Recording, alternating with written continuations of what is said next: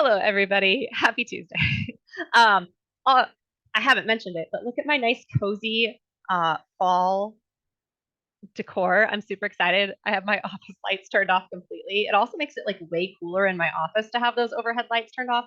Anyways, I have these little fun like fall leaves, like light up leaves everywhere, and I have this little baby Christmas tree that I got at Target. And I was really excited about it. I purchased on Amazon. It's coming in the mail, a little tree skirt for this little baby tree, and these little baby presents for this little baby tree, and this little baby tree topper for this little baby tree. I'm so excited. So hopefully by Thursday, I will have this little baby tree all decked out. I want to get little baby lights for it too. I have twinkle lights. I could do that. I have ideas. Okay. Anyway, that's. Oh, there's more people showing up.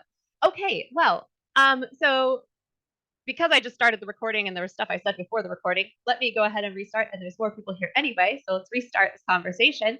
Um, Hello, happy Tuesday. Does everybody have a Casio calculator? I did suggest at the beginning of the semester getting one of these. I've talked about it. It doesn't have to necessarily be this one. This is the FX991EX, but a Casio calculator in general. Does everybody have one? And if not, I'm going to suggest to you downloading an emulator of this calculator. I'm going to put it into the chat. If you click on that link, it should take you to a download, and it's super easy and fast to install on your computer. It's from Casio's website, so it's a safe link. I've downloaded it both on my home computer and my work computer, and no problems. But it's nice to use an emulator for the stuff we're going to do today. Not an emulator. It's nice to use a Casio calculator. So if you don't have a Casio calculator, it's nice to have that emulator so that you can do some of the stuff we're going to do today in an easier way.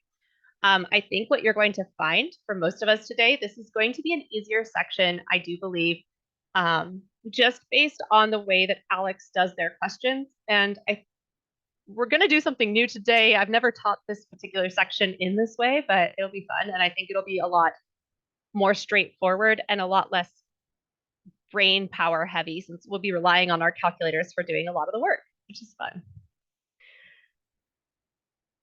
It is also scary to me because I'm not going off of my own lecture notes. I'm always very prepared having my own lecture notes ready, but we're kind of just like winging it today for fun. I want to talk about where we left off on Tuesday of last week. We talked about exponential functions very, very briefly. We filled out two different tables.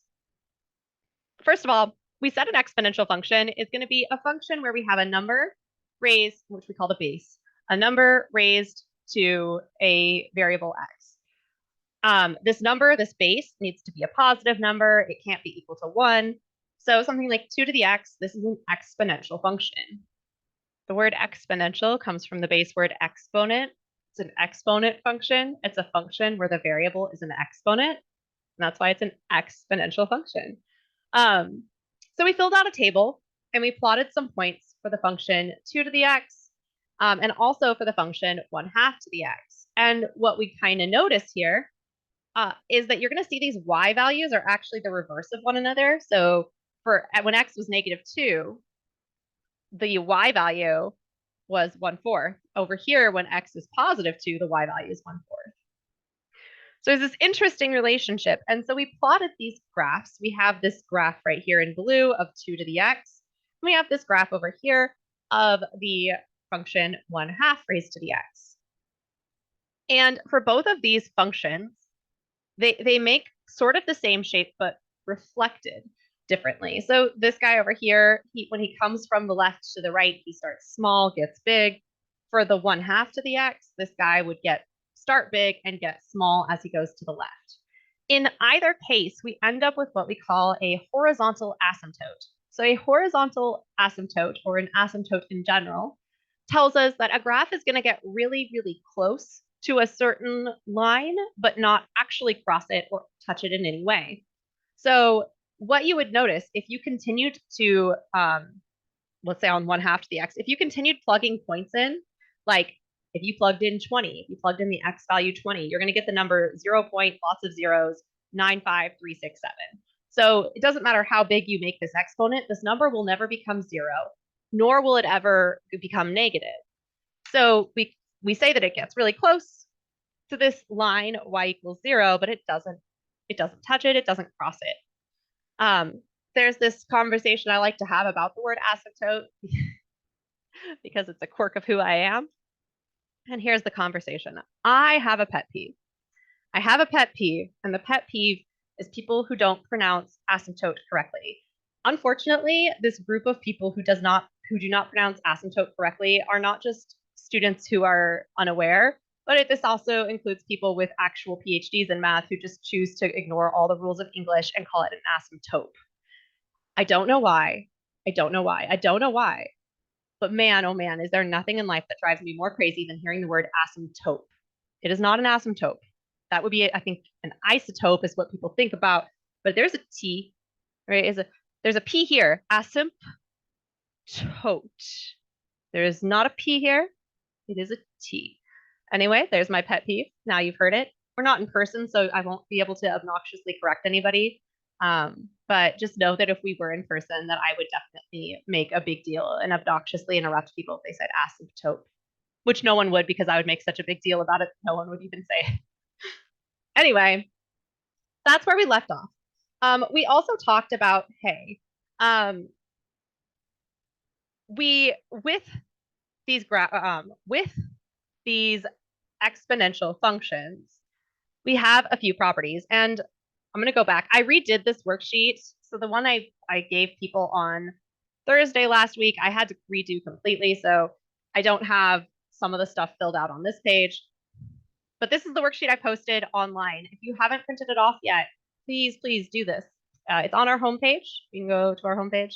I also sent it out in an email. So please make sure you print it. Here's some facts about exponential functions. It's actually not going to be as incredibly important as it would be if I were teaching this with a different program, but that's fine. The domain on all exponential functions is negative infinity to infinity. This is just true. Right? Our exponential functions are never going to have a different domain. It's always this, always. Now, the range being from 0 to infinity is going to be true on some functions and not true on others, and we'll approach that as we get there. But the domain part says you can plug any x value into the function, and that will always be true. It doesn't matter what type of exponential function we're looking at. If you scroll down in this packet, you'll see that we're going to graph all different types of exponential functions, all different types, and all of these, you could go through this whole packet right now and write negative infinity to infinity on the domain section, because it will always be true. Exponential functions, unless we did something crazy, which is not what we're doing in this class. I mean, we could make this 2 raised to the 1 divided by x, and then there would be domain issues, but we're not doing that. We're not doing that. So domain is everything for all of them.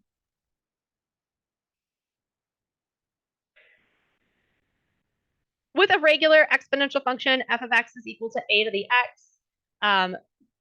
You'll have a y-intercept at 0, 1.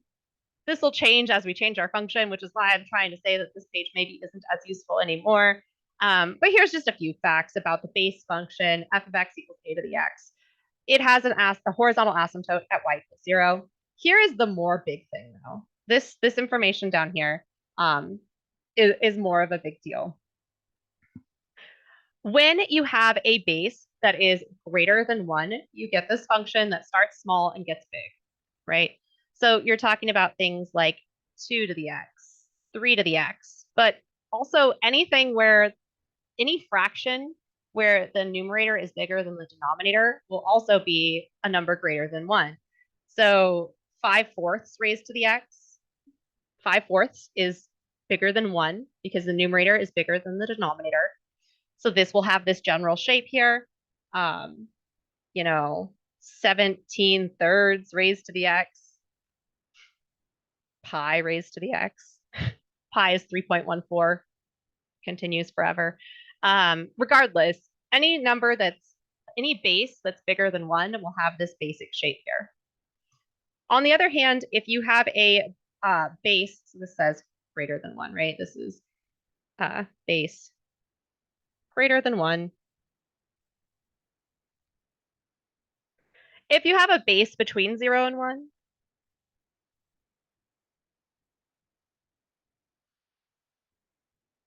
you're going to have this reflected shape. So instead of small to big, it's big to small. And we're looking at numbers where the base is between 0 and 1. So something like 1/2 raised to the x, or 3/4 raised to the x, or 7/9 raised to the x. Anywhere where that numerator is smaller than the denominator. Maybe I'll make a note over here.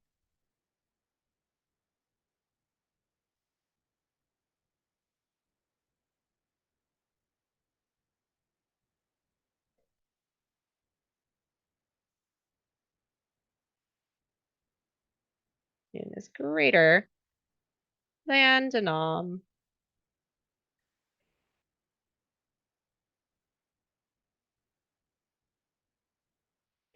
Between 0 and 1 means the numerator is less than the denominator. Num is less than denom. Right? 2/5 to the x. So in general, that's the shape that these functions are going to have. They get moved around a little bit. They will get moved around a little bit. But if your base is if your base is greater than 1 and nothing else has happened to it, you'll see what I mean on the next page. It'll have this shape, base between 0 and 1. The base shape is here. This is basically all that we mentioned on Thursday's lecture, so we can move forward.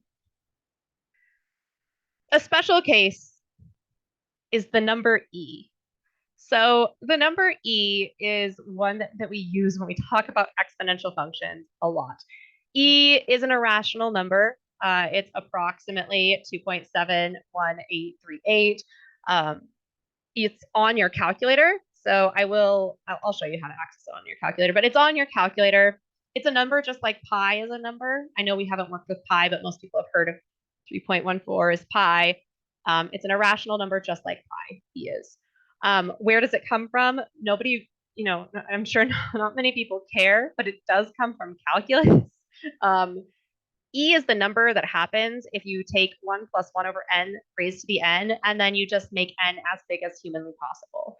So you let n go to infinity, you make it like the most giant number that exists, and then you get the number e. E is really wonderful because the function e to the x helps us model a lot of real life natural phenomena. It has a lot of applications. We talk about compounding, continuously compounding interest, which is something we'll do later. It has a lot of applications in our real world, sort of the way that pi has a lot of applications in our real world. E is called the natural base, and y equals e to the x is called the natural exponential function. So E is itself greater than 1, so it's going to have a shape just like any of our other, positive bases. Here's an example. So it looks like any of our other exponential functions. It's as if you took, 2.71 and raised it to the x, but instead of 2.71, it's an e. Here are some different graphs. So this one right in here, the steepest one in here is 10 to the x. So 10 to the x is steepest if I compare it to all these other functions. 5 to the x would be next steep. E to the x is this blue one in here. 2 to the x is this red one. So essentially, the bigger your base, the steeper your graph is going to get, right? If I did 120 to the x, this thing would be even steeper than these guys are already. So there's that. I'm going to scroll. We're going to talk about how these graphs can get manipulated. And if it sounds like things are getting difficult, I promise once you see the way these problems are laid out, you're not going to feel as scared. So give yourself a few deep breaths if you're feeling like, whoa, this is a little crazy. I promise it'll all come together and everyone will be feeling comfortable. In the case that your base is greater than 1, we already mentioned that our base graph, our base graph would look like this, right? Okay.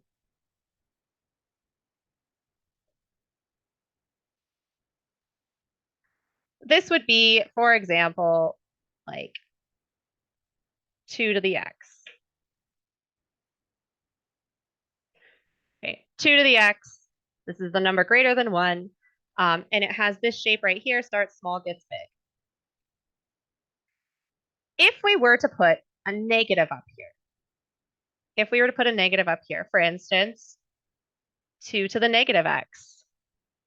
Well, if we think back on our exponent rules said that if we had something like this, that we would multiply the exponents together, right? And this would become 2 to the negative x. That was our product rule of exponents. No, power rule of exponents. That was our power rule of exponents. So 2 to the negative x, which fits this whole thing, is the same thing as 2 to the negative 1 raised to the x. And 2 to the negative 1 is 1/2. So this is the same thing. 2 to the negative x is the same thing as 1/2 x. So you'll notice that the shape that we get when we make it a negative exponent, negative x instead of regular x, flips it into the shape that the base graph had if it was between 0 and 1. And that's because you're taking a number greater than 1 and taking its reciprocal. And that makes it a number less than 1. So this has the same shape as 1/2 to the x.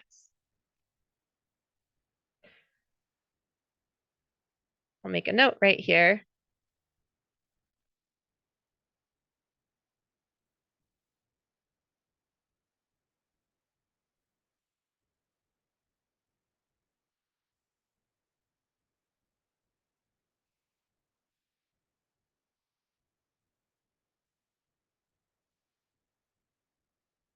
So a negative x in the exponent makes the base its reciprocal. So for instance, if I had 5/2 raised to the negative x, this is a number greater than 1. Its base is greater than 1. But if I took that negative exponent and just flipped the fraction and then made it the exponent positive, so I got rid of the negative and I flipped the fraction. We've talked about doing that before. Now the base is less than 1. And hey, it fits the graph down here that shows what happens when the base is less than 1.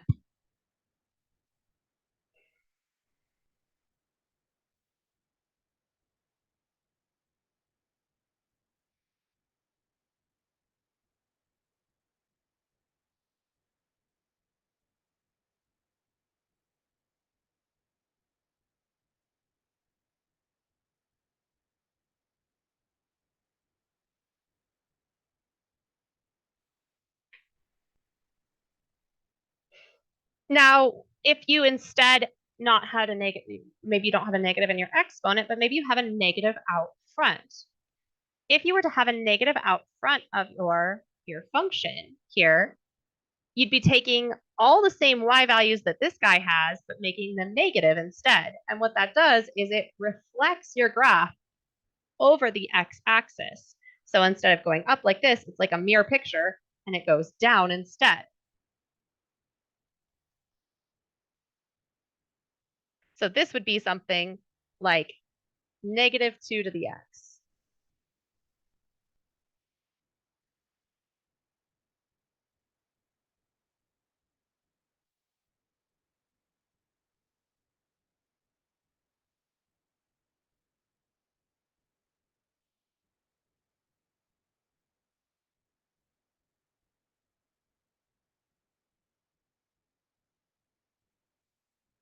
So negative in front reflects the graph over the x-axis. And then you can see that if you have a negative in front and a negative in the exponent, what it really does is it takes this graph right here. So it takes your b to the negative x, and it reflects it across the x-axis. So if you took this and you took its mirror image as if you were drawing a water reflection, it would make this shape, which is the shape you're seeing right here. So this would be something like -2 to the negative x. I'm going to highlight all of my example functions right here.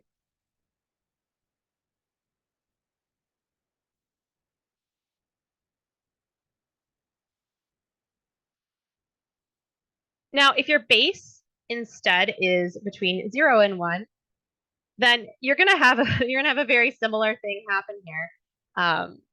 So this is the original base graph.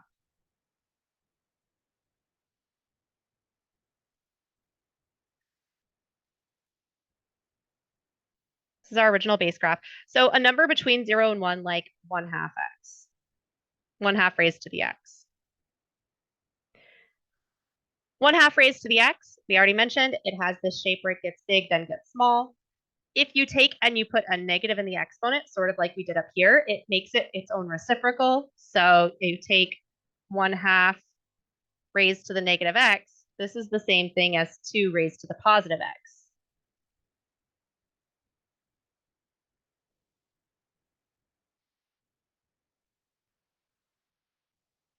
Right? So the graph of 1/2 raised to the negative x, you'll see, is the same graph as 2 raised to the positive x. And the same thing this way. 1/2 raised to the x is the same graph as 2 raised to the negative x. The same idea happens over here.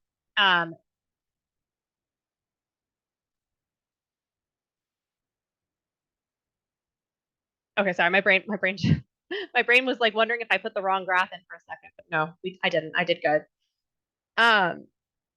Here with that negative out in front, so something like negative 1/2 raised to the positive x, this negative out front takes this original graph and it flips it. Right, so like it makes its reverse mirror image right down here. Boom. And you don't really even need to worry about memorizing any of this. I promise this will all come together. It will all come together. Finally, if you have a negative both in front and in the exponent, we have negative 1/2 raised to the negative x. This is the same thing as negative 2 raised to the negative x.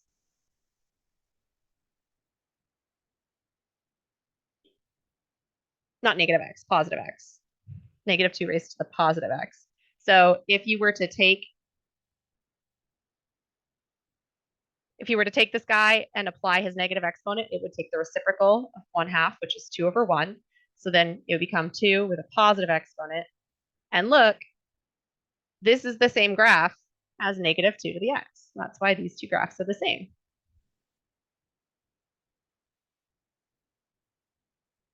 So that negative in front reflects the original graph over the x-axis. A negative in the exponent makes it the opposite, makes it change categories, essentially. It takes the reciprocal of the base.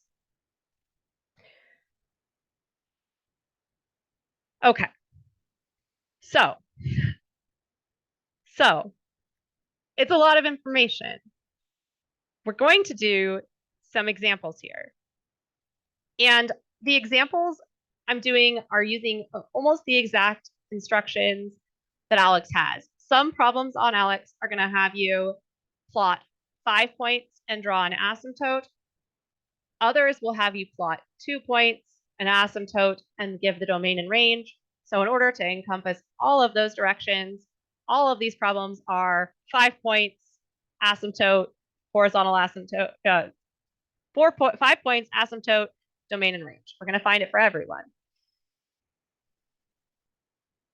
This is where technology is really, really nice. Right? This is where technology is really, really nice. Let me go ahead and I'm going to switch screens real quickly. I'm going to pull out my emulator.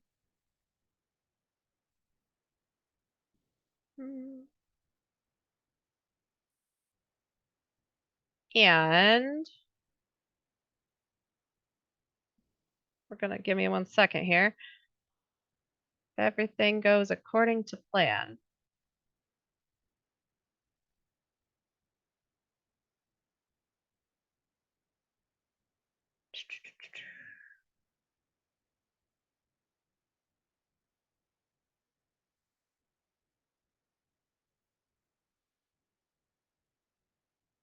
Okay.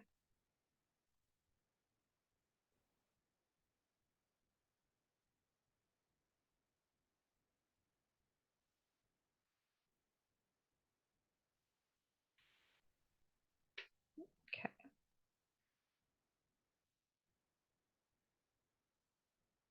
All right. That's all good there. Let's make sure my chat is up. All right. This is the calculator I suggested that everyone purchase. I also put a link to the emulator for this calculator in the chat. So if you don't have this calculator, you can practice with it. This calculator is really inexpensive. It's the FX911EX, kind of says like way up here if you can read it. I guess it's also the 570. I don't know what that, I've never seen that calculator, but it's definitely the 991EX. So you get problems like this. And look, it says plot 5 points on the graph of the function and also draw the asymptote. Then click on the graph of function button. I'm going to show you how this works. Normally, what we would have to do to get all 5 points would be to plug in different values of x. Where's my, try to draw with my mouse. So that would be like, okay, I'm going to plug in -2 for x. And if you do that, you get 8/3 raised to the -2, right? And of course, we can plug that into our calculator. We can go parenthesis 8/3 raised to the -2, and we get 9/64. Oops, that's not what I wanted. I wanted this guy over here. So this is 9/64. So this would be the point -2, comma, 9/64. Ugh. Awful. And then you would take and you would do this plot a point tool, because I can't obviously plot 9/64. That's not a number that's easy to pinpoint. So I would come in here, I'd click on the plot a point tool. I would plug in -2, and then over here, 9 divided by 64, plot point, and look, it plotted the point for us. And then I would do that 4 more times to get 5 points total. And listen, we're still going to do that, but I want you to know that your calculator has options to make this easier. So even just making it easier one way, I could go ahead and plug in, -1 will be my next one. I'll plug in -1. I change this to say -1. Oh, it's 3/8. So I can plot the point, -1 for the x value, 3/8 for the y value. Okay, I need another 3 points. I can delete this number, put in 0. 0 is the x value. 1 is the y value. So when I plug in 0 to this function, the output is 1. So I got the 0.01 plot. Plug in 1 for the exponent. I get x is the x value is 1. When I plug in 1, I get 8/3. So I'm coming over here, typing in 8/3, plot that point. Now I have 4 points. Last thing to do is to plug in another point, get our 5th point. When I plug in 2, I get 64/9.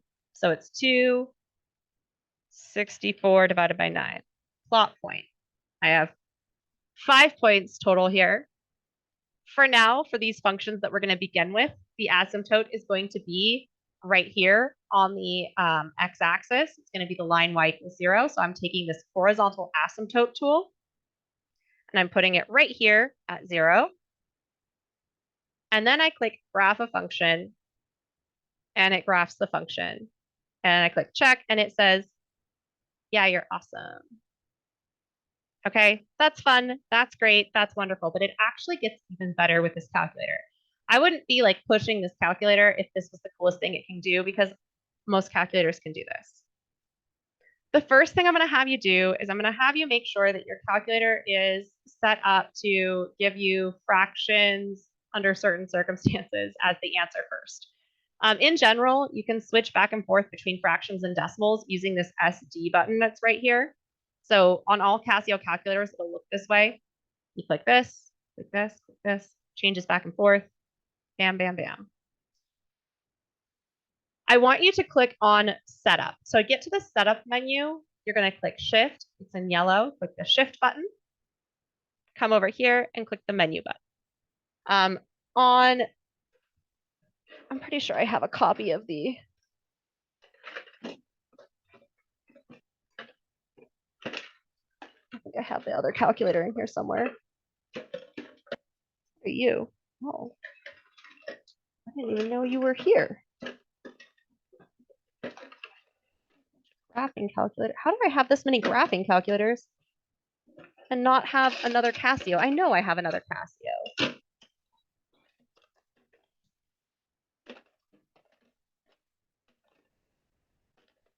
You're kidding me.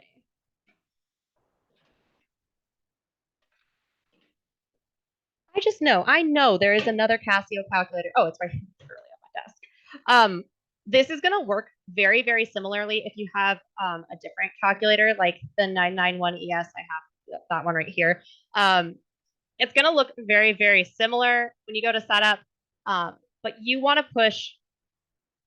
If you have a calculator that's older, you want it to go to Math IO, so it's number 1. You would push number 1 if you have a different calculator. You're also going to push number 1 if you have this calculator to change the input output. So you're pushing 1 to change input output. You don't want line I. Line IO, so line I stands for line input. Line O stands for line output. Line means that everything is on one line. So if you wanted to type in, like, let's say square root of 7 over 2 plus 5, if you were typing in something like this in line mode, that would be square root symbol 7 divided by parenthesis 2 plus 5. And this is how it would look on your screen. You don't want that. You want it to look like this on your screen, and that's going to be math input. Math input, math output is what we want. So you want to push number 1 again. That brings it to Math IO. Math input, math output, that's what we're looking for. Again, it's Shift, Setup, number 1 to change your input and output, number 1 again. That's the setting I want you to have on your calculator. From here, we're going to go to Menu. And don't click anything else. You can clear it out. Just click Menu. Just click Menu. Don't click anything first. It'll bring you to a screen like this. Depending on the calculator you have, it'll look a little different. But if you scroll down, it says table. It shows a picture of a table. It's number 9 on this calculator. It's number 7 on this calculator. Regardless of which calculator you're using, you're looking for the table option. So again, you're clicking Menu, clicking Menu. You're scrolling down until you see a table. That's number 9. You can click Enter, and then it brings you a function. Right? It says, what's your function? Well, that's literally the function we just had. My function is 3/2 x. So I'm going to put parenthesis, fraction, 3 divided by 2, close parenthesis. Exponent button is right here. It's this guy right here, exponent. And then there's an X up in here, right in the upper left-hand corner. And on a different calculator, on other Casio calculators, where do they put their X at? You may have to, let's go. On other calculators, the X might be harder to reach. You might have to click. If you see in here, there's an X right here. On other Casio calculators, they might not have the X button up here. If so, they probably have it right here on top of their right parenthesis button. To access that, you would click alpha to get to the red, and then click this. So can I show where's my, that, no. Let's take this here. This is my key log.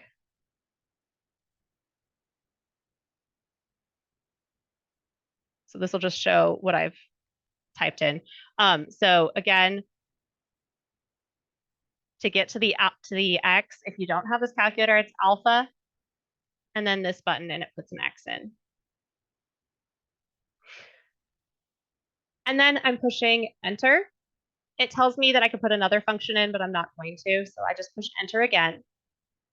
And then it's saying, what do you want your table to range from? So what we're telling our calculator to do is we're telling our calculator to punch in a bunch of x values for us so that we don't have to punch in those x values manually.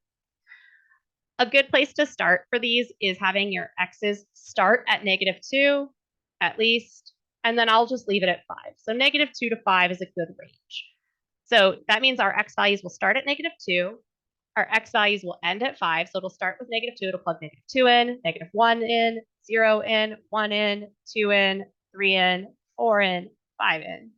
And it knows to go 1 each time because the step is 1. So the step tells the calculator, how frequently do you want me to take an x value? If I make this 0.5, it'll take x values every 0.5. So it'll be -2, -1.5, -1, -0.5, negative or 0. So -2, 5, and 1 are good. Push equals, and it brings you this menu. These numbers over here, you can ignore the numbers on the far left. We don't need those numbers. These are the coordinate points. These are the coordinate points that we need to plot. Now, you might realize when you click on this plot a point button, it'll say, hey, don't approximate. So if it's 1/3, you need to write the whole fraction. You can't write 0.33. So I can't just write 0.44 for this number, but that's okay. I can figure out what this number is in fraction form. If I click over using this button here, it's showing me that this is the number 4/9. And you can switch it back and forth. This SD button just switches it back and forth. So if you wanted to see its full decimal expansion, you could. But it's the number 4/9. So this is the point. I come over here. This is the point -2. And then the y value, the f of x value, is 4/9. So if you were to plug -2 into this function, 3/2 raised to the x, you would get 4/9 as an answer. I can plot that point. Next point, -1, comma, 2/3. -1, 2/3. Plot that point. Next point, 0, comma, 1. Again, ignore the numbers on the left. The numbers on the left mean nothing to us. This is the point, x value 0, y value 1. 0, 1. Plot my point. Next one, we have 1, comma, 3/2. 1, comma, 3/2. Plot our point. We need 5 points total. We have 4. So the next one is 2, comma, 9/4. 2, comma, 9/4. Oops, 9/4. If I try to click graph a function, it'll tell me, hey, you haven't plotted everything that you need to. So we have 5 points, but we don't have the we don't have the horizontal asymptote. So the horizontal asymptote for this one is going to go at 0. We will start talking about when we have the horizontal asymptote moving, and it will move from time to time, but we'll talk about it later. I'm placing the horizontal asymptote here on the x-axis. Click this button, click this button. Now I have everything. I click graph a function, and it graphs the function for me, and I'm good. Right? This makes things so quick, like almost unbelievably quick, to be honest with you. So if I try another one of these, actually, let me do, let me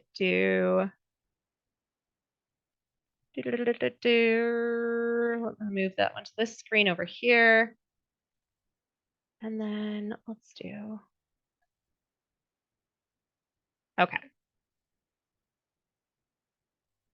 Let's try this one here. So to get out of this screen, if you push equals, it's not going to do anything except for move you through. Oh, it actually keeps on giving values, which is cool. To get out of this function screen, you can click AC, and it will take you back to this screen here. Now, clicking it again clears the function, but if you want to get back to your regular calculator screen, you're going to get frustrated because it doesn't go back to the regular calculator screen. Even if you turn off your calculator and turn it back on, it will stay on this function screen. So just so you know, if you want to get back to your calculator, you just need to go to the menu and go to the very first option, which is calculate.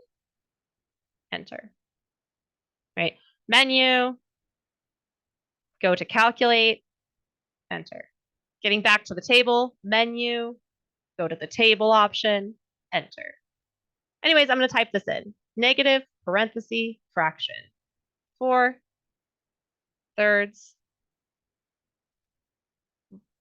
raised to the x. I'm going to push equals. I'm not putting anything in for g of x. I'm going to start my table at -2 and leave all the other settings the same. And I get my point. So let me show you how fast this is if I'm just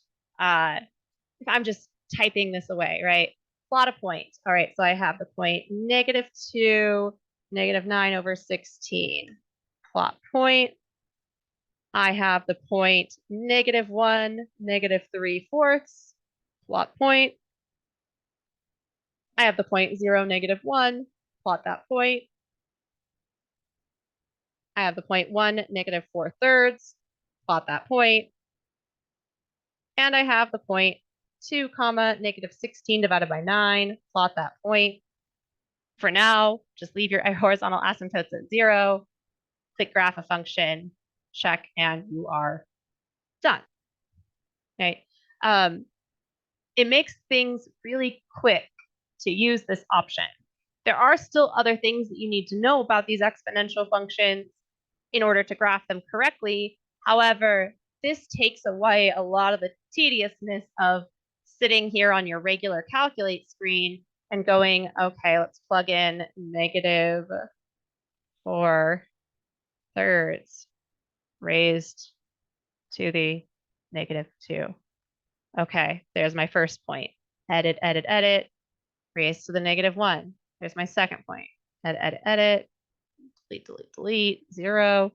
There's my third. You know what I mean? It takes away that tediousness of trying to plot 5 points by manually plugging each of these numbers in. You might as well just use a table where all those values are available to you immediately.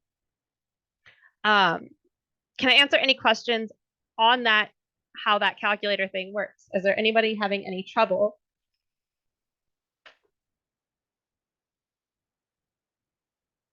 So what we're going to do, I'm going to stop sharing my screen. And then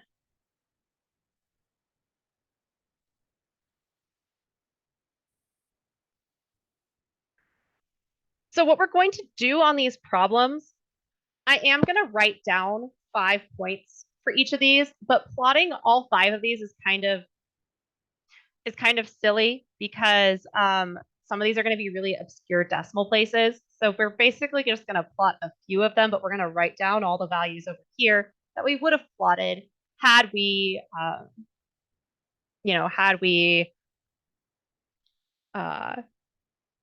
done it on Alex. Now, I also want to, let's see.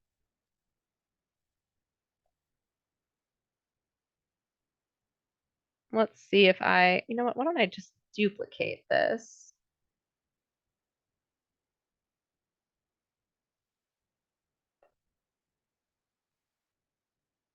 And then come over here.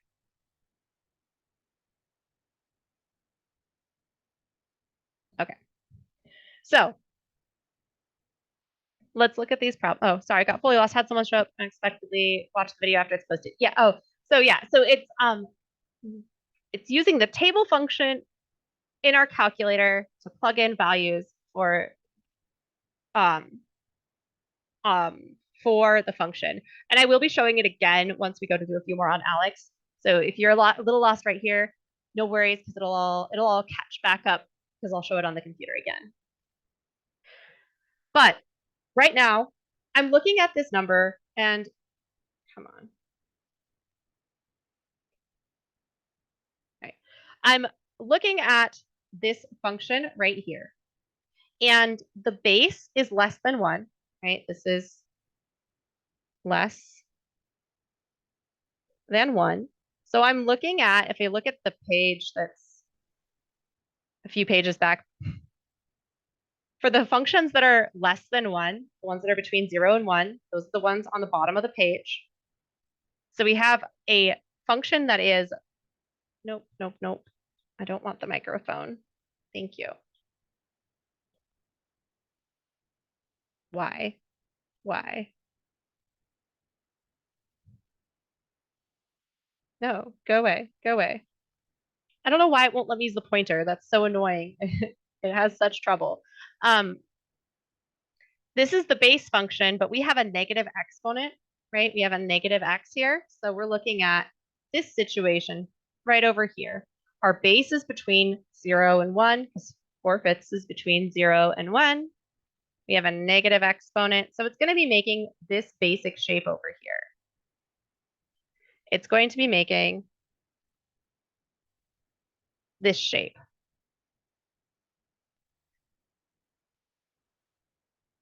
Right now, for the time being,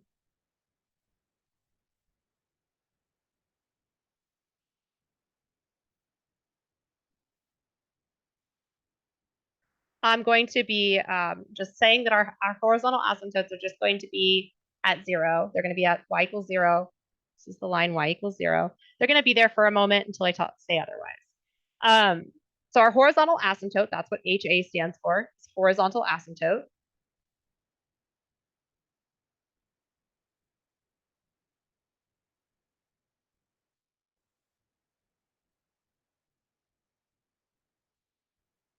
I probably should move this guy actually over to the other side so I have room over here.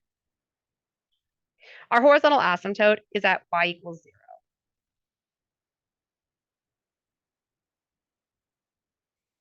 Our domain on this guy, we already know, is negative infinity to infinity, because I said that this is going to be true for all of them.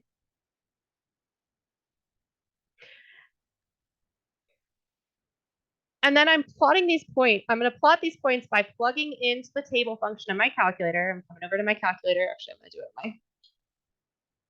going to do it on my own calculator.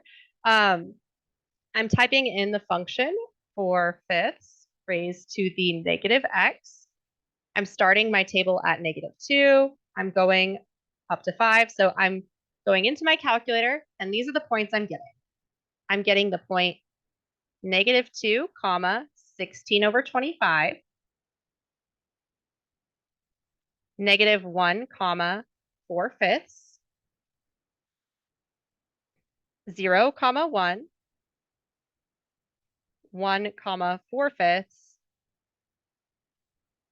and 2, comma, 25 over 16.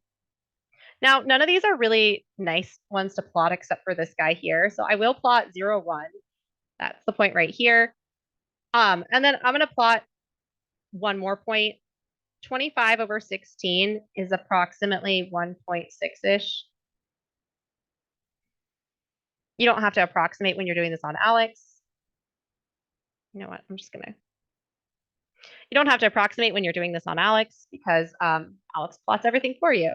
But another point would be -2, comma, 1.6, 2, comma, 1.6. So here-ish. I know it's making this shape right here, right? It's a base that's less than 1. It has a negative exponent, so it's making this shape. I'm going to go ahead and now we're going to learn that I am not great at drawing graphs, but it looks more or less like this. Okay, it looks more or less like this. We know it was making this shape. Once you plot 2 points, you can kind of guess what the rest of it's going to look like here. The range for this guy. The range is always going to either start or stop at the horizontal asymptote. So the range refers to the y values that are covered by the function. Here, this function does not have any negative y values. The y values start at 0 and they go up to infinity. So our range here is from 0 to infinity.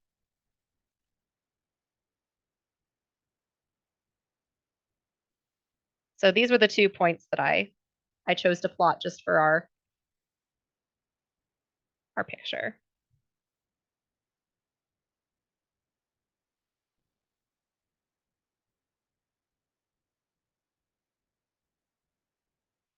Let's go ahead and do another one here.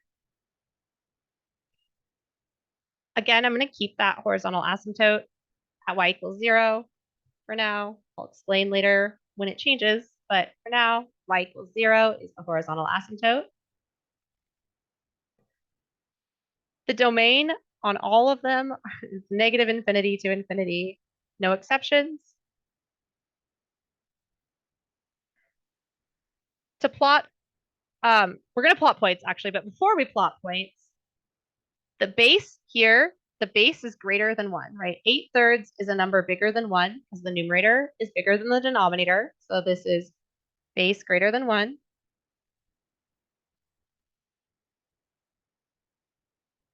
So we have a negative out front, no negative in the exponent, base greater than 1. If I scroll up to my little guide up here, for the numbers where my base is greater than 1, and there's a negative out front, it makes this shape here.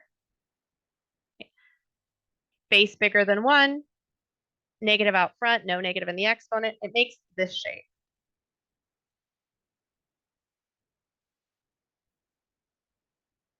So it makes this shape here. So we know it's going to look something like this.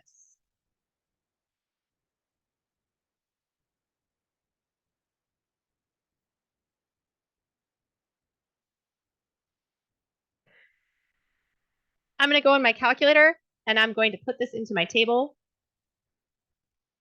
So I'm putting in negative 8/3 into my calculator's table function, raise that to the x, and I get these points. I get the point -2, comma, -9/64. -1, comma, -3/8. 0, comma, -1. 1, comma, -8/3. And 2, comma, -64/9.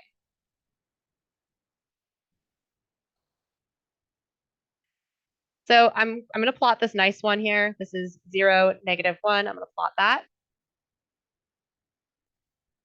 The number -64/9 is approximately -7.1. So this right here would be the point 2, comma, -7.1.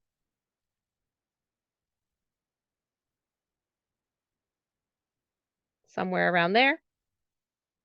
We know it was going to make this shape, so that makes sense compared to what we have here, that it was going to make that shape.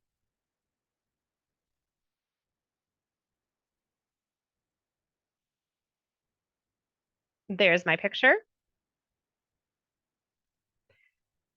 Over here, my range went from 0 to infinity because my y values, they get close to 0, but they don't touch 0. That's why I have a parenthesis on 0. And then they go up to infinity. Here, I have all the negative y values instead. So the range begins at negative infinity and goes up to 0.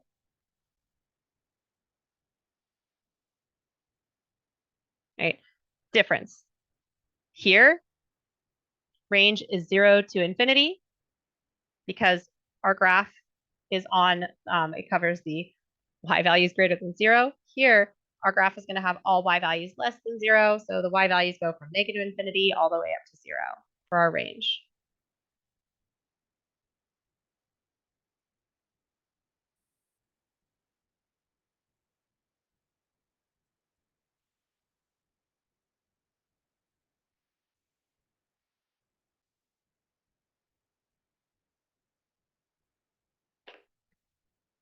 Right, so one more time with our calculator. Let me go ahead and share. I'm going to stop the screen for a second.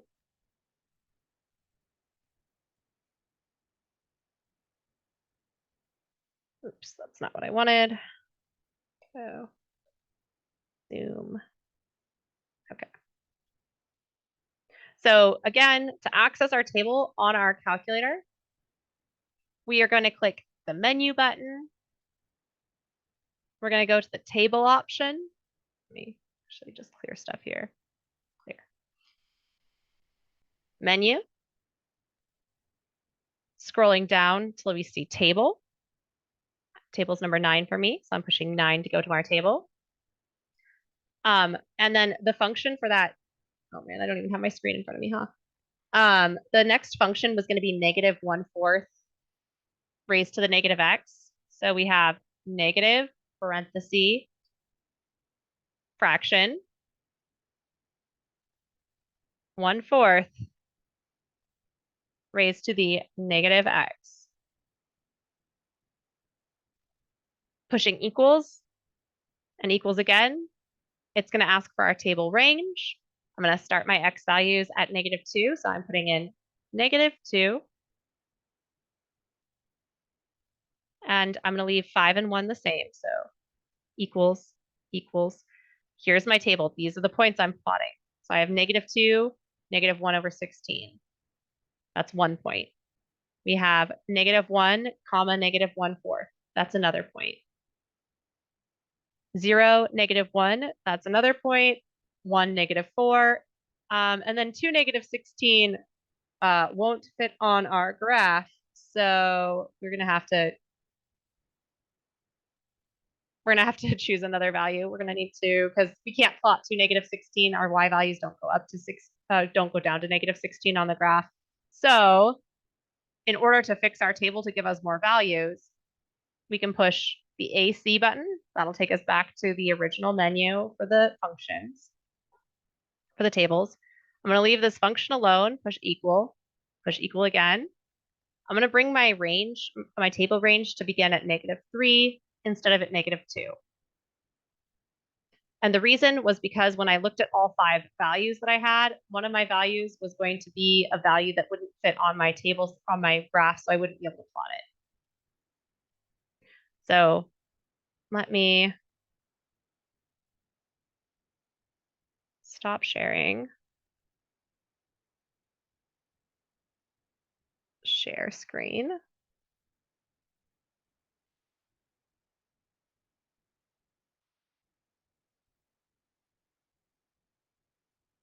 There we go.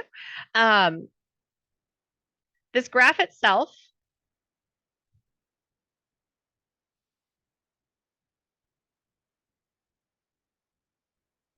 here's my horizontal asymptote at 0, at y equals 0. My domain is -infinity to infinity.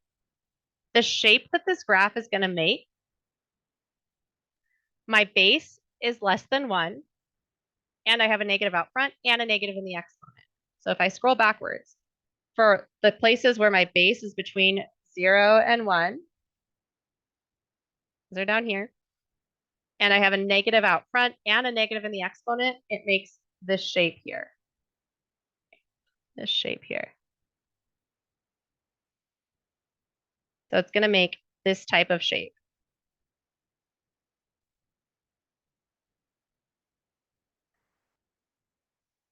The points that I'm going to plot from the table, -3, comma, -1/64.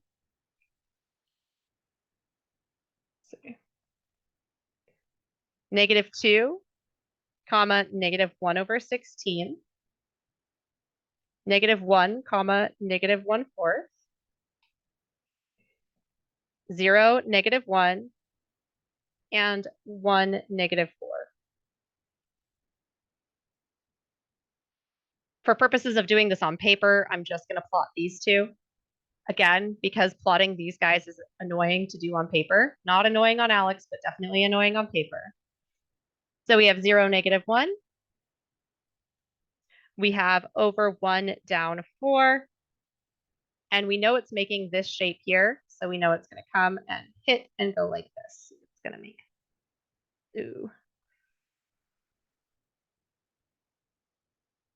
this shape right here. Notice this is incredibly similar to what's happening up here, right? In this case, it was a base greater than 1, but a positive exponent. Here, it was a base less than 1, but with a negative exponent. So what it did was it made, if you think about what it's doing, it's really not the graph of 1/4 raised to the negative x. This is really the graph of 4 raised to the positive x because it's taking its reciprocal, which is why these end up having very similar shapes.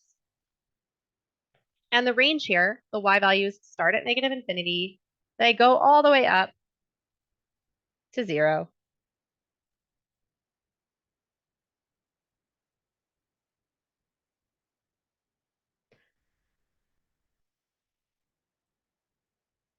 So go ahead and try this next one.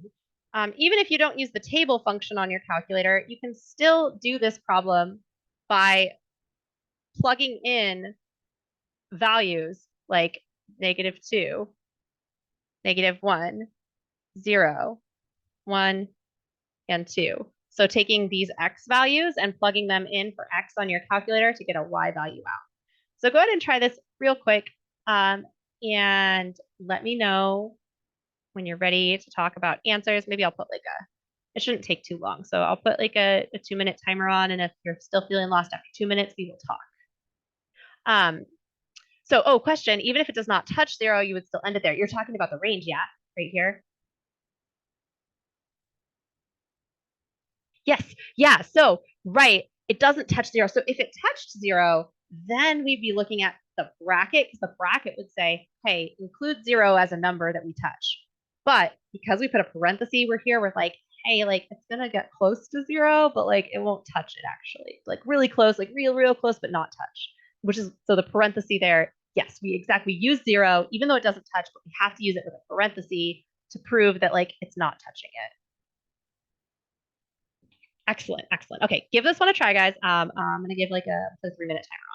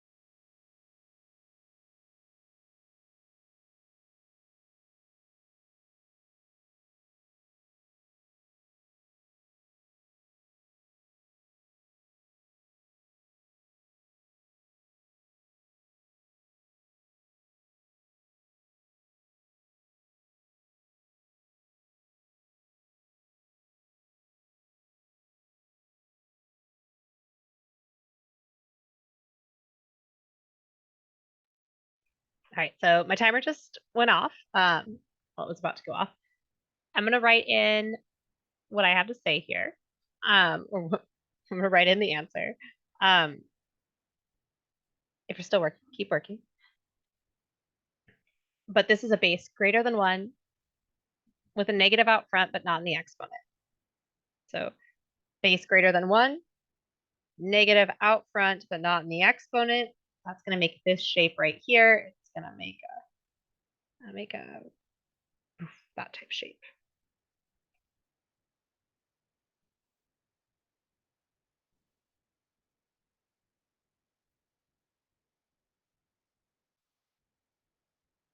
I didn't mean to change it so that they all did that. That's funny. I thought I had changed it so that they didn't all do that, but I didn't. Oh well. Anyway, so you have -2, -4 over 25,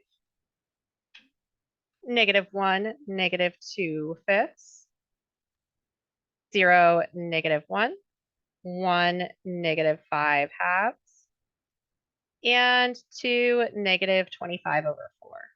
These are what you would plot on Alex. I'm choosing to plot this guy and this one. This one right here, -25 over 4 is -6.25.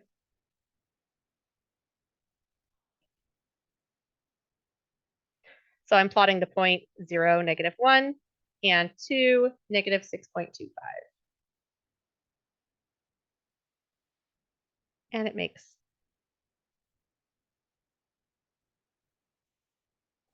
this shape here. Our horizontal asymptote is at y equals 0. Our domain goes from -infinity to infinity, and our range is going to go from 0 to infinity.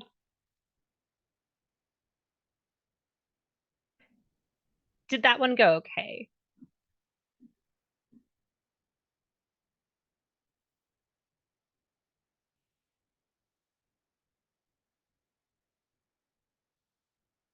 Good, good.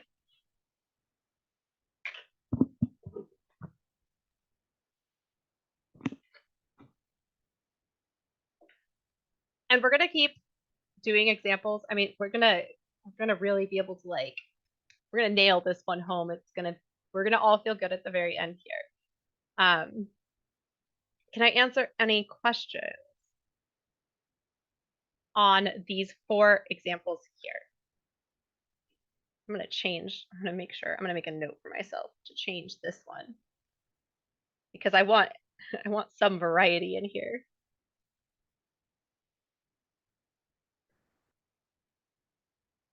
So in all of these cases, our horizontal asymptote ended up at y equals 0.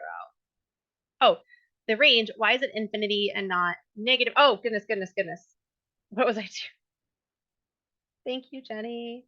No, the whole range was wrong. I wrote the whole range wrong. Thank you. I literally had the complete wrong range written. No, it's -infinity to 0.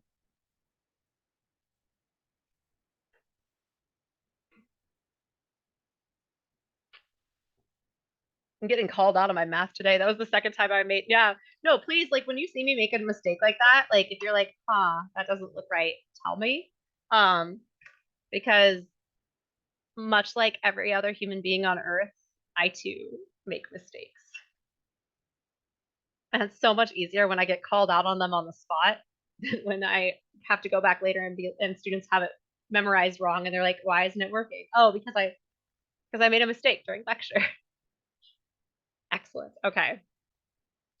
So there's a few other things that we can do to these exponential functions. And if we were in Math 126, which takes a much more analytical approach to math, we would go much more into detail on how the different things we do to exponential functions shifts them around. But that's not the class we're in. Math 124 takes a much more technology-based approach and kind of a lighter, less analytical approach to the math. So I'm going to tell you a few things that aren't really going to make a difference in what you do, but I feel the need as a mathematician to say them. And then I'm going to tell you the things I'm going to focus more on the things you really need to know for this class in particular.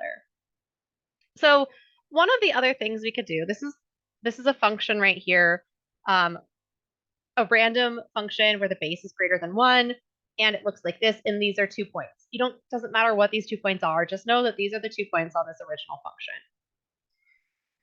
If you were to do plus c in the exponent, if you were to add a constant in the exponent, something like 2 to the x plus 7, this plus 7 here actually shifts this function to the left 7 units. So this plus c makes the graph go c units to the left. So this point A right here that was over here goes 7 units left, or c units left. This is not incredibly important for us here.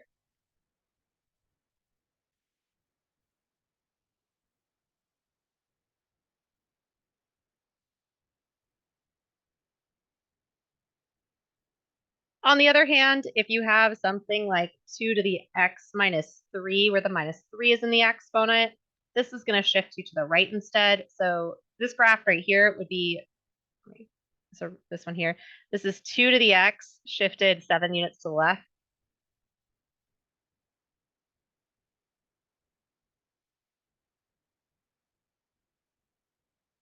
Here, this is the function 2 to the x shifted 3 units right.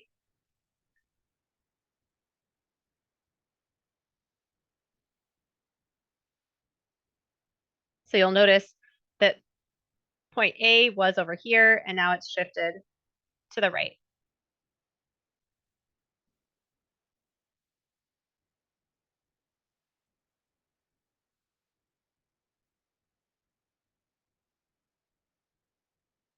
Again, this isn't something we're going to focus too heavily on, but the mathematician in me cannot go by and not say anything. I just can't. I can't do that. More importantly, and what is relevant, is these next two things. All right, these next two things are very relevant. If you have a number being added or subtracted outside of the exponent, right? This is not in the exponent. This is actually going to change your horizontal asymptote. All right, this number right out here changes the location of your horizontal asymptote. So if you have the function, what did I do this in? If you have the function 2 to the x plus 3, y equals 2 to the x plus 3, your horizontal asymptote is going to be at y equals 3, or y equals 3.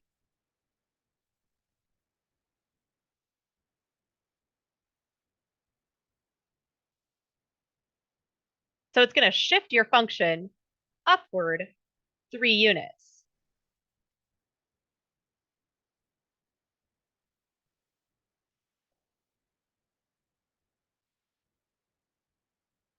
So it takes the entire graph of 2 to the x, and it just, instead of having it sit on the x-axis, it shifts it upward. So this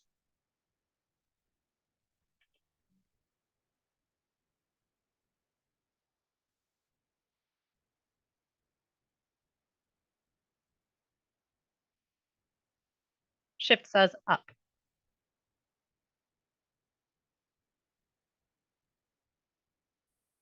On the other hand, if you have something like y equals 2 to the x minus 5, it's shifting you down 5 units.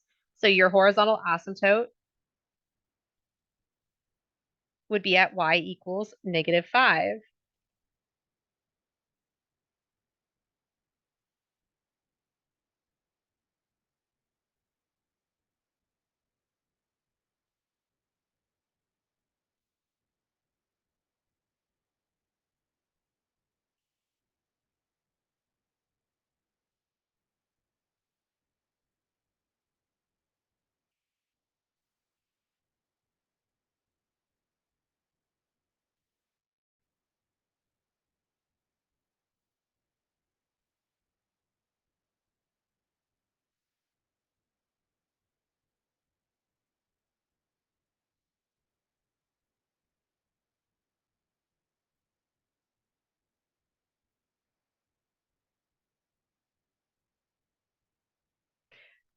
So whatever number you see outside of the exponent, added or subtracted, tells you where your horizontal asymptote is going to be. In all the problems we did previously, nothing was being added or subtracted outside of the exponent, so the horizontal asymptote was at 0.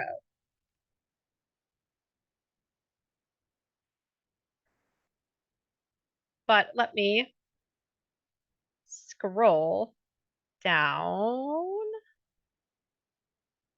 just a little bit. Let's look at these quickly. So for this guy here, if I want to know where the horizontal asymptote is, I have the 2 to the x portion, but this plus 2 right here, that's telling us what our horizontal asymptote is. Our horizontal asymptote is at y equals 2.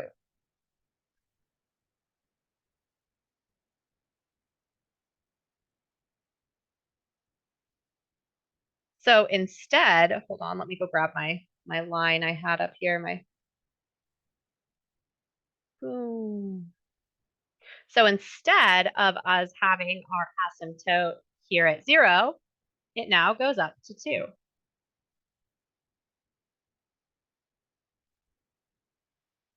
If you look at your guide of functions, of the exponential functions and their bases, if your base is greater than 1 and no negatives anywhere, it makes this shape here. That's the shape we're going to be looking for. If I plug this into my calculator, if I plug this into my calculator, 2 raised to the x plus 2, making sure the plus 2 is not in the exponent,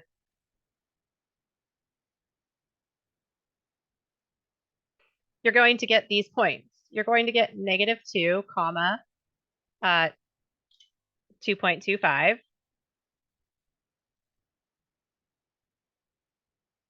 negative 1, comma, 2.5, 0, comma, 3,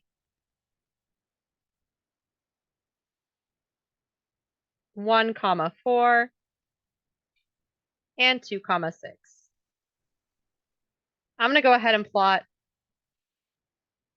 I'm going to plot all 4 of these because I can. I'm going to plot all 4 of these ones down here. So let's see, we have negative 1, comma, 2.5. So that's like here-ish.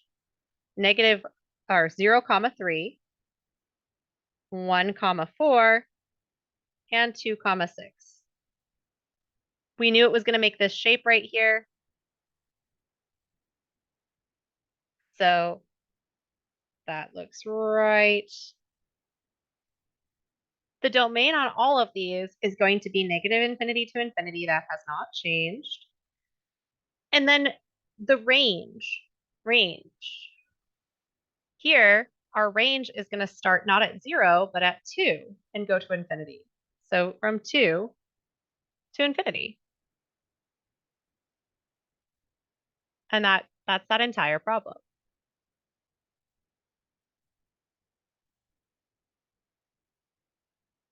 Now, sometimes things can be a little misleading, just a little misleading. If I look over here, this is not written in the same order this guy over here was. This one right here, this is our exponent part. This whole thing can be rewritten as f of x equals negative 3 to the x plus 5. Right? 5 minus 3 to the x is the same thing. Oh, question. Since the range is at 2, why is it a parenthesis and not a bracket? So the parentheses, because the asymptote is still at 2, so it doesn't actually touch 2. It's the same thing as these guys up here. These guys don't actually touch 0, so they have a parenthesis on 0. So down here, this guy doesn't actually touch 2. He just gets really, really close to 2. So the asymptote is still there. That's why, so it's y equals 2 is the asymptote. Yeah, excellent. So, but the 2 to infinity is parentheses. It'll actually, for all of these, it'll be parentheses on all of the exponential ones. For domain and range, all parentheses, which is nice.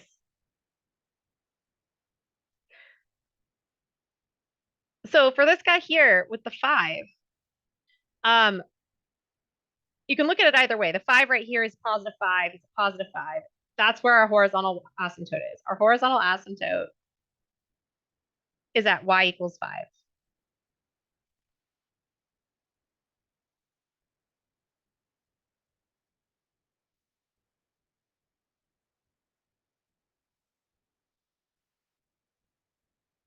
So I'm taking my asymptote and I'm putting it at y equals 5. Now, negative 3 to the x, that's going to have this shape right here. You can look at your kind of cheat sheet that I gave you on the other page. That's just an awful looking, but it's going to have this shape here. So like if I'm just drawing a rough sketch, I know it's going to look like this. That's not exactly what it looks like, but it's going to look something like that. What would my range be? So my domain is definitely negative infinity to infinity, but what would my range be on this guy here?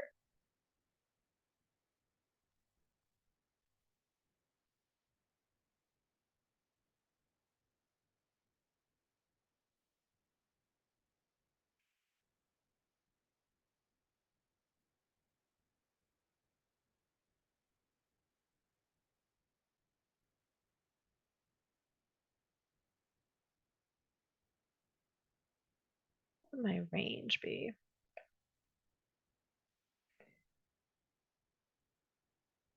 Very close, very close. So it definitely is going to have the 5 and the negative infinity, but then this one messes with our heads because the negative infinity has to come first. And it totally does mess with our heads because our brain wants to read from top to bottom. So our brain wants to be like 5 to negative infinity. Unfortunately, we have to read it from bottom to top. So it's negative infinity up to 5. But the same numbers, just has to be in the correct order. But exactly that. So let me draw this graph here. I'm going to, on my calculator again, put in this function 5 minus 3 to the x. I'm just typing it into my calculator. 5 minus 3 raised to the x.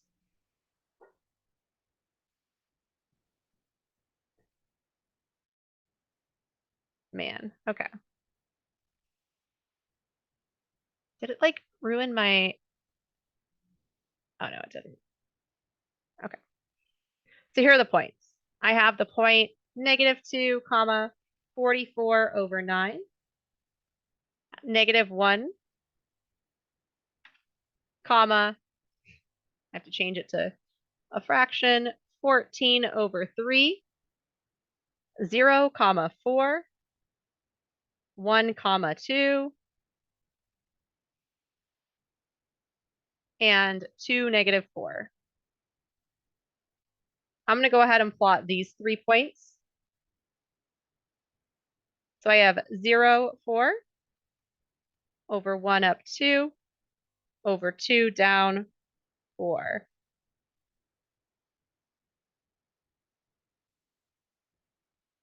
And there's my picture.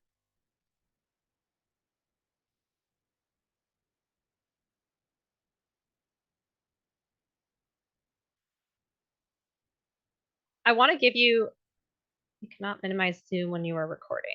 That's silly. Yes, I can. I can do whatever I want. I want to give you guys a chance to do those ones down below, but let me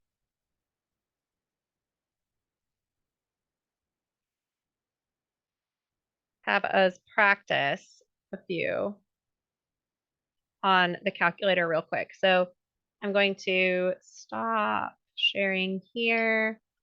Oh, you need to be plugged in, huh? You need battery. Stop. And we're actually going to share this entire screen. Okay. Okay. So here's one that has an asymptote. Let me grab my chat up. I hate that this thing collapses when I don't want it to.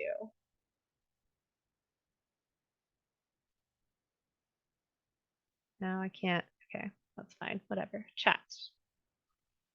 So looking at this problem here, notice this one has us only graphing 2 points. I'm going to go ahead and still graph 5, but this one only has us graphing 2 points, but in drawing the asymptote. So where is the horizontal asymptote going to be on this one? On this function right here. I'm going to grab this. Where does it belong? At 1. Yeah, so I'm going to come here, plot it at 1. That part is done. Now I'm clicking on plot a point, and I'm going to type this function, negative 1/3 x plus 1, into my calculator. Again, I am already in function mode, so I'm clicking the AC button to take me back to the function. I'm clicking AC to clear this function out. I'm doing negative 1/3, closing the parenthesis, exponent button, x, clicking over. It's really important. If you click +1 right now, notice that it puts the +1 in the exponent, and I don't want it in the exponent. I want it down below. So I'm delete +1 equals nothing for a second function. Sure, I'll start it at -3. Notice that this y value wouldn't fit on here. So if I try to put this point in, if I try to do -3, -26, it's going to get mad at me. It's going to be like, what do you think? Do you think that there's a -26 on this graph? Of course there's not. So it's gonna get mad at me if I try to do that. So I'm going to start with -2. I have -2, -8, plotting that point. Next one, I have -1, -2. Plot that point. 0, 0.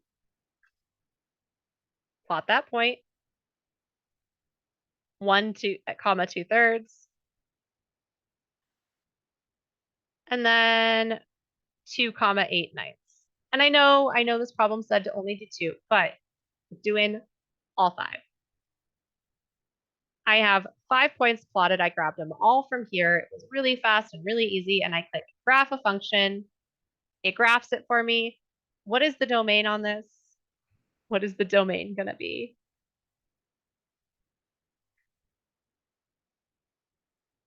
The domain and the range.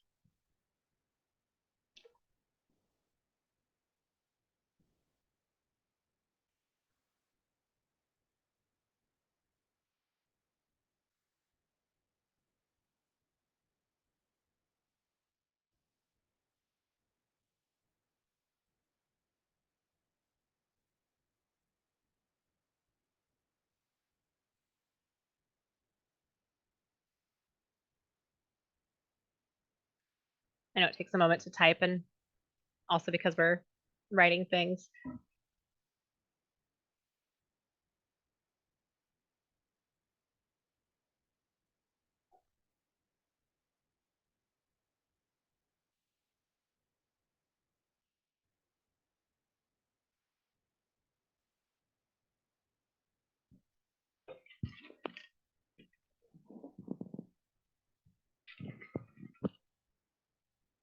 Beautiful. Beautiful. Yep, so here we go. We have -infinity to infinity. For the range, we have -infinity all the way up to 1. Check it, and it's going to say, you're beautiful, you're wonderful, you're doing everything right. And we love that. So that's how that goes. Not bad, right? Legitimately, let me show you what the topics this week look like. So table for an exponential function is one of them. And it says fill in the table. Want to know what you can do for this? Go to this function on your calculator, type in 10 to the x, make your range start at -2. And then we have, okay, for -2, it literally, it's right there for you. -2.01, -1.1, 0, 1, 1, 10, and then if I scroll down to 2, 2, 100. Check. Oh, Do not use decimal approximations. It's not even an approximation, but sure. Okay, so if you come onto your table and it makes a decimal for you and it says something like, hey, no decimals here, you click over to here, you highlight the number, and then you click the SD button and it will make it into a fraction for you. So this is actually the fraction 1 over 100, and this is going to be 1/10. 1/10. Check. Done. So there's one of the topics this week. Here's another one of the topics. The next one, graph it, 5 points in an asymptote. We saw that. Here's another topic, 5 points in an asymptote. Plot the function. Here's another one. The graph is shown. Find the range and the domain. Probably be careful on this. I bet you range and domain switch places. I bet you they do. Yeah, they do. Sometimes the domain's on top and sometimes the range is. So the domain we've already talked about. Oh, I'm glad I looked here to see that they do this weird. Negative infinity to infinity. I didn't realize they were going to do it like this. That's so silly. So silly. Negative infinity to infinity is also the same thing as all real numbers. All real. Man, I could never work under these circumstances with a mouse as a pencil. All real numbers. So for the domain here, instead of negative infinity to infinity, we're going to do all reals. Glad I went through this with you guys. I would have never talked about this. I would have never thought about doing it this way. And then what they're saying for these inequalities, the range on this one, what we would say in interval notation, we would say that this range goes from, not 0, from 2 to infinity. 2 to infinity means that your y values are greater than 2. And these are synonymous phrases. What we're going to do now that I've seen this, we're going to go back through all the problems and write the range that way so that we have experience writing the range that way. But what we would do here, we would say y is greater than 2.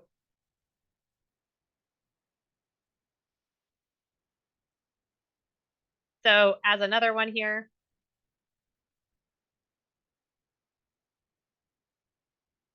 domain is always all real numbers. For the range, this one, our y values are all less than 4. So it's actually a lot easier to do this. You just type y is less than 4. Y less than 4 is the same thing as negative infinity up to 4. So all the y values are less than 4, so it's y less than 4. Anyway, that's another one of your topics, and we will go through all the ones we just did and make sure that we have the appropriate terminology there. Then there's using a calculator to evaluate an exponential function. This is just using a calculator to evaluate an exponential function and rounding it to nearest thousandth. Thousandth is going to be 3 decimal places in. There's 10th, 100th, 1000th. So to get back to my calculator, I'm clicking menu. I'm scrolling up to calculate, and I'm pushing that one. And then I'm just typing in exactly how they have it written, 0.2 exponent negative 0.25. Just typing it in right as they have it, equals, and then rounding it to 3 decimal places, 1.495. For this next one, parenthesis, 4/5 raised to the 1.2. I know it looks like a 12, but it is a 1.2. Pushing equals, I get 0.765. Check. Bam. Done. Last topic. Here it is. This involves base E. This involves base E. We didn't get to talk about E yet, but here's what we do for E. If you want to type the number E, you can see that it's this little red guy right down here. Every calculator is a little bit different. There's also a version of E up here that's yellow. And you can use either of these. This one already has the exponent on it, so that's nice. So if I want to type this in, I would type, just get rid of that, 325. To get the E, I'm doing shift, because shift is in yellow. And then I'm clicking the LN button. It has a little E on top of it. So shift and then LN gives me the E. And then I can type in negative 0.95. I get 125 point, how many thousandths? 125.691. Here, E to the 0.1, I'm going to go shift E to the 0.1. I get 1.105.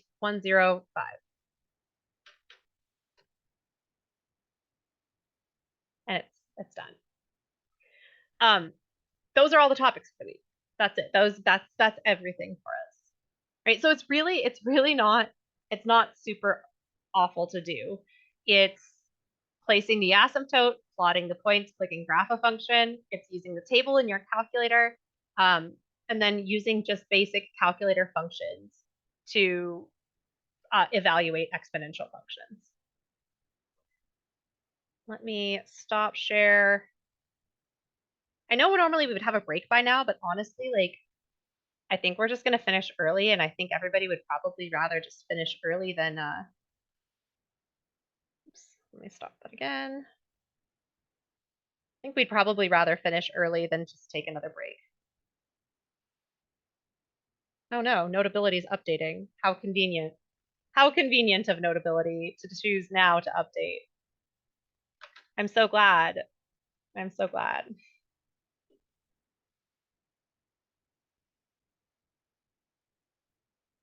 Oh, really? Really Notability.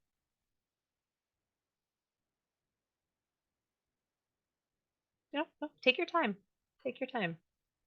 Nobody's waiting on you. Thank you.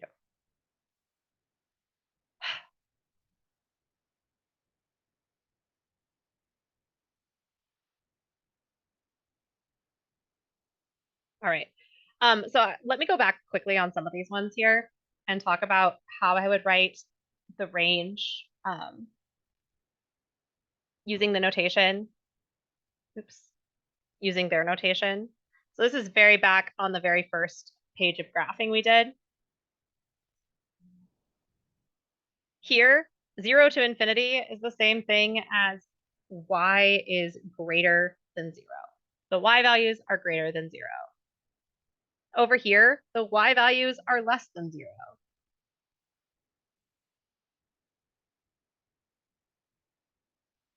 It's even easier than writing it in interval notation. Y values are greater than 0. Y values are less than 0. If you have trouble differentiating the greater than sign and the less than sign, first of all, I think that if you highlight over it in Alex, it actually tells you what symbol it is. I believe that's part of their accessibility. Let me double check. Oh, excuse me? Okay, so sometimes it has you do it in interval notation, and sometimes it has you do it in inequality notation. Just so you know, sometimes it's inequality notation, sometimes it's interval notation.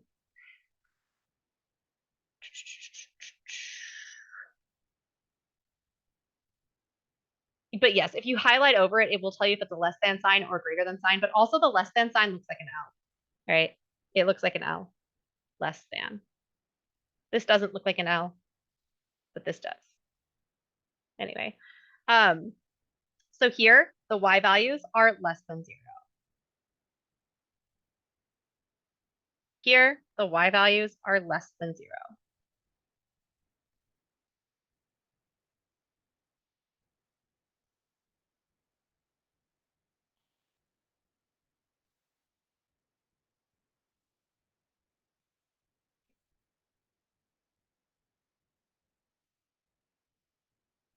What is the range in inequality notation here? What is the range for this guy in inequality notation? Not an interval, which we already have, but inequality. The y values are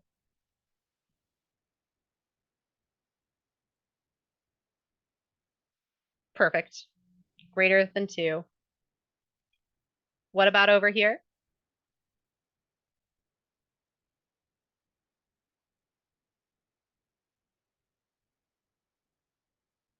Exactly. They're less than 5.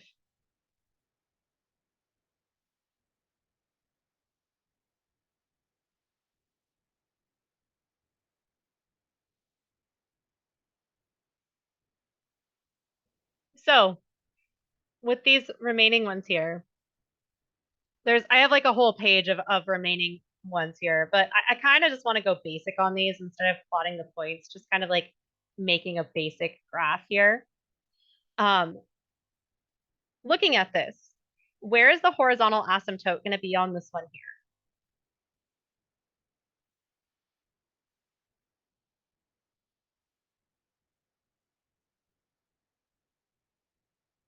Beautiful. Yep. At y equals -3. Excuse me.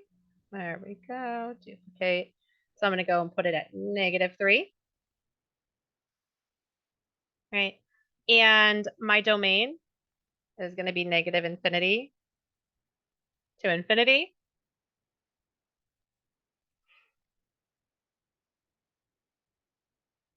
One half to the x is going to have this shape right here. Right. I'm just going to draw a really basic graph here. I'm just going to say it's going to look something like this. You know what it's like to plot the points. I don't think we need to go through that tedious process another time. I don't think I have it in me to write out 5 more points, but it's going to look something like this. And that means that our range in interval notation would be from -3 to infinity. And then what would it be in inequality notation?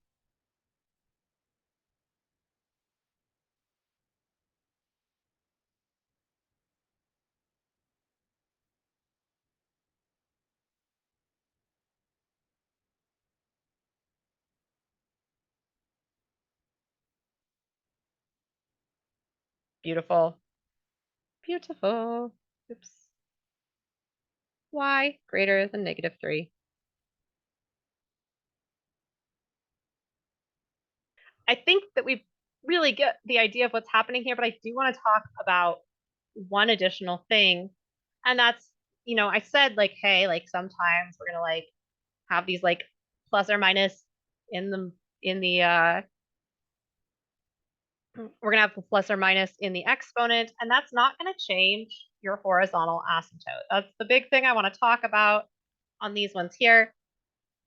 The horizontal asymptote on this guy, because there's no plus or minus of anything on the outside, the horizontal asymptote here is at y equals 0. There's a +3 up here, but that +3 is not going to affect where our horizontal asymptote is.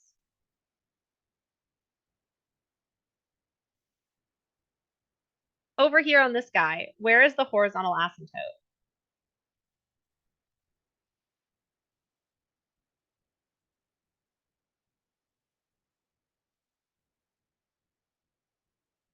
-5.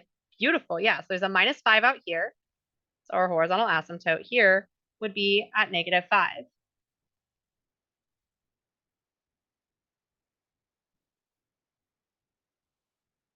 What about on this guy down here? Where is his horizontal asymptote? This guy right here.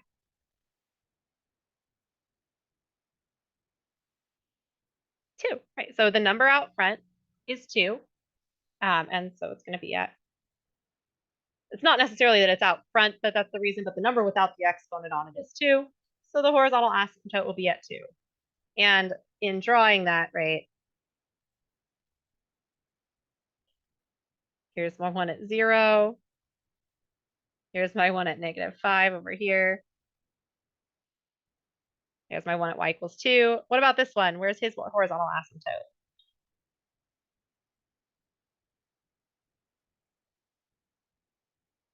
Beautiful. Y equals 0.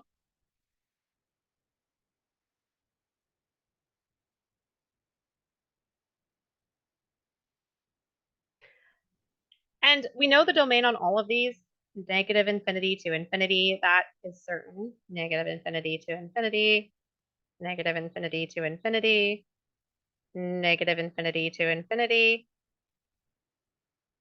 What I'd like for you to do real quickly is to go through and then take and draw the base shape of the graph. So, like you don't have to draw all the points down. Who knows what this looks like, but if it looked like this, just drawing like a basic shape like that, and then putting in the range. You can find the basic shape from that table up here, right? Remember, these are for bases bigger than 1, bases less than 1, and then you're just looking at the negatives, whether there's a negative out front, a negative in the exponent or not, and do the basic shape, match it up with the asymptote, and do that with this one too. Do all 5 of these, do what I did here, which is I didn't plot points, but I knew it was going to make this shape, so I just drew a basic shape, and then I did the range. So for all of these, horizontal asymptote, domain, range, and then a basic shape of the graph. So basic shape of the graph, I don't know, does that instruction make sense? Do I need to give an example, or does that instruction make sense?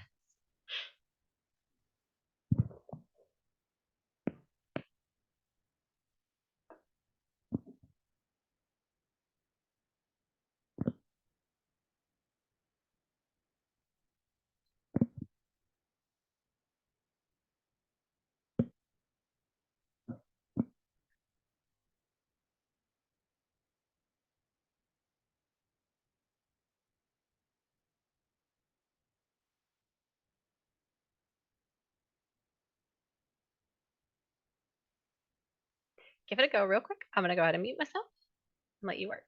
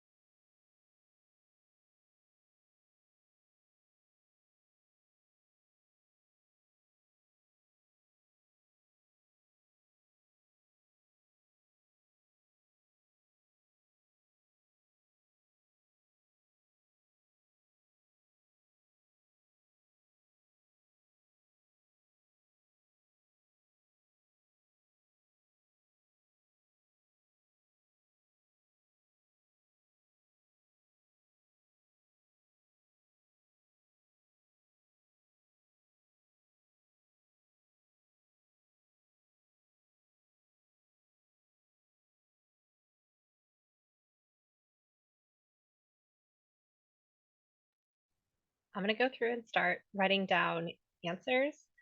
So I'm going to do it quietly, but I'm going to start writing answers to the 5 graphs, and then we're done. Then we're out of here.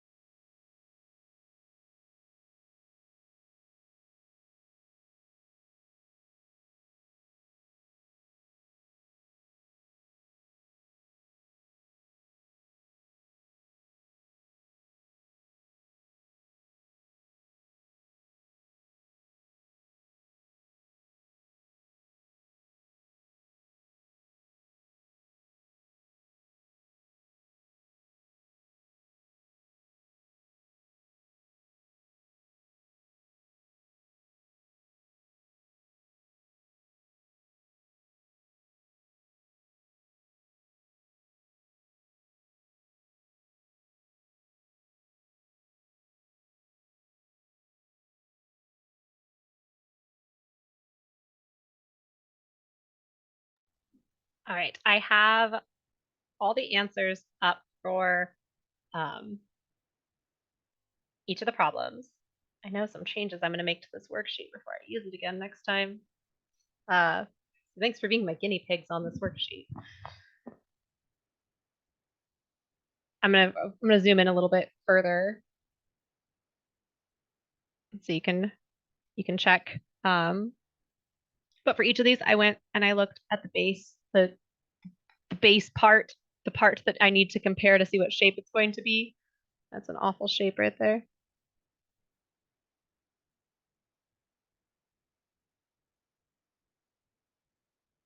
Oh, I know exactly the types of changes I want to make to this worksheet. But here's problem. Here's problem 1.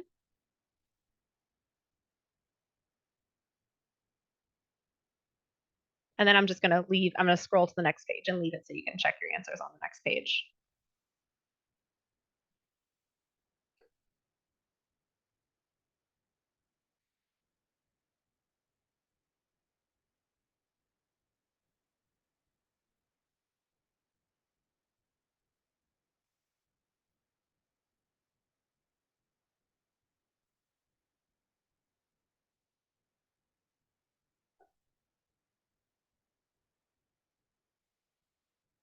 And once you're done and you've checked your answers, let me know so we can talk.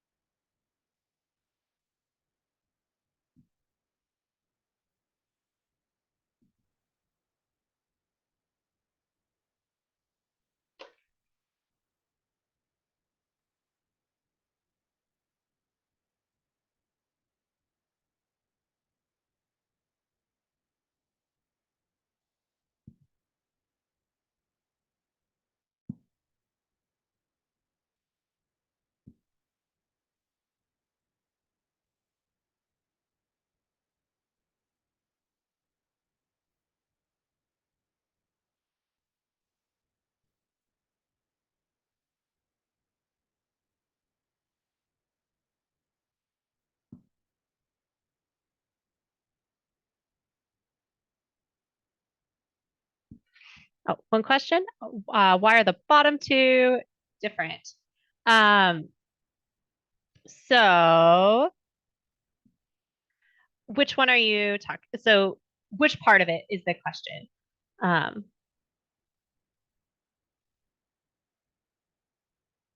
the horizontal asymptote, the like actual picture right here.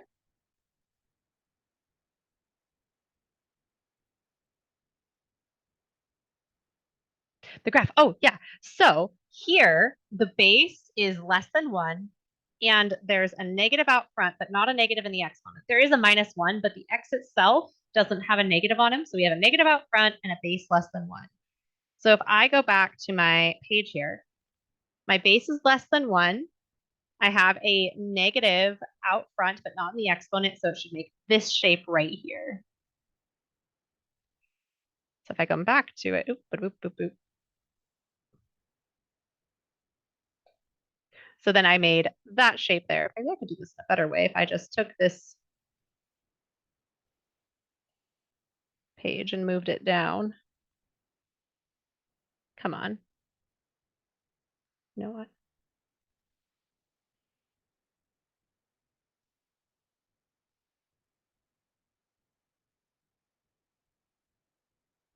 So then for this guy here, his base, 3/2 is bigger than 1. So 3/2, the numerator is bigger than the denominator. So he's bigger, his base is bigger than 1. And he has a negative out front, no negative in the exponent. So I'm coming down here, base bigger than 1, negative out front, but not in the exponent, and it will make this shape right here. So then I got that shape right there going on.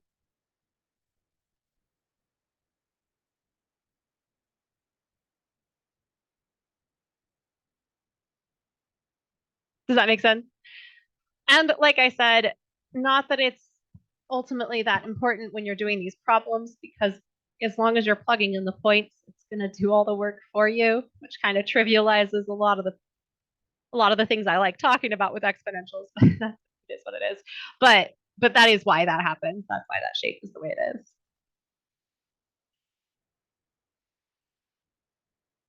So, how are we feeling? Are we feeling okay? You've seen what the problems look like. You've seen I went through, I showed you every single different topic that happens in this exponential section. Um, there's not really, there might be questions that you come across, but I don't think that your troubles that you're going to have with this section are going to be nearly as bad as maybe some of the other sections with some of the more complicated material. I think there's definitely sections that are a lot more difficult than this one, especially the way that Alex has their topics laid out. So hopefully that makes it a kind of nicer week, especially since test 2 is due this week on Friday, which by the way, test 2 is due this week on Friday. But yeah, so if there's questions, I'm happy to answer them. But I think what I'm going to do is just kind of call a class right here, get out 14 minutes early, and go enjoy the rest of our day. We gave up our break, so we're just giving up our break and getting an additional 4 minutes of break. And then we'll come back on Thursday. There's going to be another worksheet on Thursday. It'll be on logarithmic functions. I need to edit that worksheet as well. My son is sick at home, and I have other class obligation. I have obligations to some of my other classes that have stuff that need to get done. So that worksheet for logarithms might not come out until the night before. It might not come out till tomorrow night. I'll email it out to everyone though. Unless I get sick, of course, which I have this real bad feeling in my soul that I might be getting sick, just like my son. If I do need to cancel class on Thursday, I'll let everybody know. I'll send out an email. But hopefully I don't. Either way, the logarithm worksheet should be emailed out no later than tomorrow night. I'm going to stop the recording here. If you have questions, you can stick around and ask them. Otherwise, thank you guys for being here. I appreciate you, and I will see you on Thursday. Bye. Wait.